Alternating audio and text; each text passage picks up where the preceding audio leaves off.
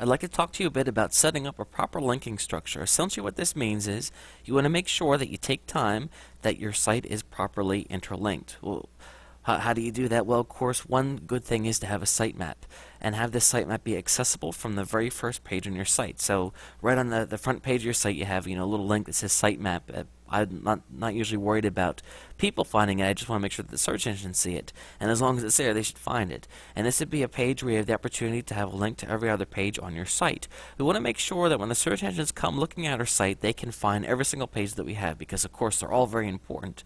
I also want to make sure that pages that I deem even more important are highlighted more on my site. So if I have a couple pages that are the most important, maybe I'll have them in a column on the right-hand side.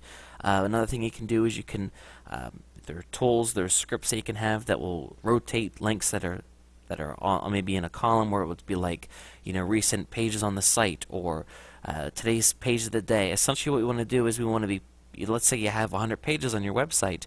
A visitor comes through and the search engines come through. They're not necessarily going to hit every single page. So you want to continue to give them opportunities to find them.